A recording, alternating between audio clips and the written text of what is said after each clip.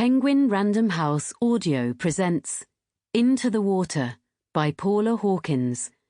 Read for you by Laura Aikman, Sophie Aldred, Rachel Bavage, Imogen Church, and Daniel Wayman. The Drowning Pool. Libby. Again! Again! The men bind her again. Different this time. Left thumb to right toe, right thumb to left. The rope around her waist. This time they carry her into the water. Please! She starts to beg because she's not sure that she can face it, the blackness and the cold. She wants to go back to a home that no longer exists, to a time when she and her aunt sat in front of the fire and told stories to one another. She wants to be in her bed in their cottage. She wants to be little again, to breathe in wood smoke and rose and the sweet warmth of her aunt's skin. Please! She sinks. By the time they drag her out the second time, her lips are the blue of a bruise, and her breath is gone for good. Part 1. 2015. Jules. There was something you wanted to tell me, wasn't there? What was it you were trying to say? I feel like I drifted out of this conversation a long time ago. I stopped concentrating. I was thinking about something else, getting on with things. I wasn't listening, and I lost the thread of it. Well, you've got my attention now. Only I can't help thinking I've missed out on some of the more salient points. When they came to tell me, I was angry. Relieved first, because when two police officers turn up on your doorstep just as you're looking for your train ticket, about to run out of the door to work, you fear the worst. I feared for the people I care about, my friends, my ex, the people I work with. But it wasn't about them, they said. It was about you. So I was relieved, just for a moment, and then they told me what had happened, what you'd done. They told me that you'd been in the water. And then I was furious. Furious and afraid. I was thinking about what I was going to say to you when I got there, how I knew you'd done this to spite me, to upset me, to frighten me, to disrupt my life, to get my attention, to drag me back to where you wanted me. And there you go, Nell. You've succeeded. Here I am in the place I never wanted to come back to look after your daughter, to sort out your bloody mess. Monday, the 10th of August. Josh. Something woke me up. I got out of bed to go to the toilet, and I noticed Mum and Dad's door was open, and when I looked, I could see that Mum wasn't in bed. Dad was snoring as usual. The clock radio said it was 4:08. I thought she must be downstairs. She has trouble sleeping. They both do now. But he takes pills which are so strong you could stand right by the bed and yell into his ear, and he wouldn't wake up.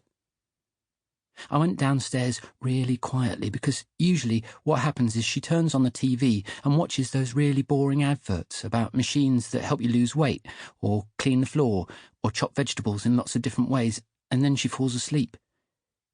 But the TV wasn't on, and she wasn't on the sofa, so I knew she must have gone out. She's done it a few times, that I know of, at least. I can't keep track of where everyone is all the time. The first time, she told me she'd just gone out for a walk to clear her head, but there was another morning when I woke up and she was gone, and when I looked out of the window, I could see that her car wasn't parked out front where it usually is. I think she probably goes to walk by the river, or to visit Katie's grave. I do that sometimes, though not in the middle of the night. I'd be scared to go in the dark. Plus, it would make me feel weird because it's what Katie did herself. She got up in the middle of the night and went to the river and didn't come back. I understand why Mum does it, though. It's the closest she can get to Katie now, other than maybe sitting in her room, which is something else I know she does sometimes. Katie's room is next to mine, and I can hear Mum crying. I sat down on the sofa to wait for her, but I must have fallen asleep, because when I heard the door go, it was light outside, and when I looked at the clock on the mantelpiece, it was 7:15.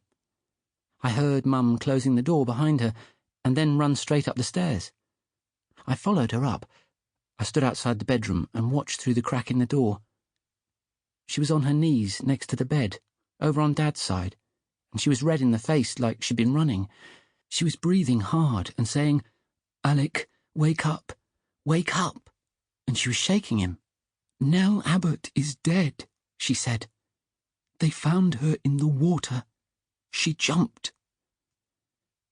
I don't remember saying anything, but I must have made a noise because she looked up at me and scrambled to her feet.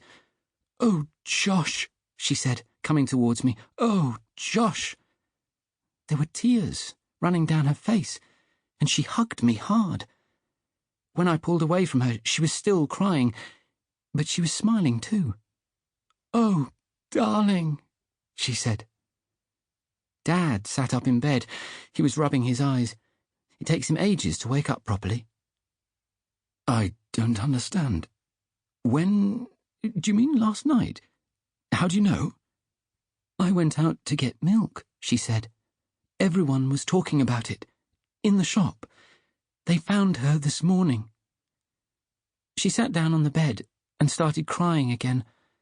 Dad gave her a hug, but he was watching me, and he had an odd look on his face. "Where did you go?" I asked her. "Where have you been?" "To the shops, Josh. I just said." "You're lying," I wanted to say. "You've been gone hours. You didn't just go to get milk." I wanted to say that, but I couldn't, because my parents were sitting on the bed, looking at each other, and they looked happy. Tuesday, the 11th of August. Jules. I remember. On the back seat of the camper van, pillows piled up in the centre to mark the border between your territory and mine. Driving to Beckford for the summer, you fidgety and excited, you couldn't wait to get there, me green with car sickness, trying not to throw up. It wasn't just that I remembered. I felt it. I felt that same sickness this afternoon, hunched up over the steering wheel like an old woman, driving fast and badly, swinging into the middle of the road on the corners, hitting the brake too sharply, overcorrecting at the sight of oncoming cars. I had that thing, that feeling I get when I see a white van barrelling towards me along one of those narrow lanes, and I think, I'm going to swerve, I'm going to do it, I'm going to swing right into its path, not because I want to, but because I have to. As though at the last moment I'll lose all free will. It's like the feeling you get when you stand on the edge of a cliff or on the edge of the train platform and you feel yourself impelled by some invisible hand. And what if? What if I just took a step forward? What if I just turned the wheel? You and me not so different after all. What struck me is how well I remembered. Too well. Why is it that I can recall so perfectly the things that happened to me when I was 8 years old, and yet trying to remember whether or not I spoke to my colleagues about rescheduling a client assessment for next week is impossible? The things I want to remember I can't, and the things I try so hard to forget just keep coming. The nearer I got to Beckford, the more undeniable it became. The past shooting out at me like sparrows from the hedgerow, startling and inescapable. All that lushness, that unbelievable green, the bright acid yellow of the gorse on the hill, it burned into my brain and brought with it a newsreel of memories. Dad carrying me, squealing and squirming with delight, into the water when I was 4 or 5 years old. You jumping from the rocks into the river, climbing higher and higher each time. Picnics on the sandy bank by the pool, the taste of sunscreen on my tongue, catching fat brown fish in the sluggish muddy water downstream from the mill. You coming home with blood streaming down your leg after you misjudged one of those jumps, biting down on a tea towel while Dad cleaned the cut because you weren't going to cry, not in front of me. Mum, wearing a light blue sundress, barefoot in the kitchen making porridge for breakfast, The soles of her feet a dark, rusty brown. Sample complete. Ready to continue?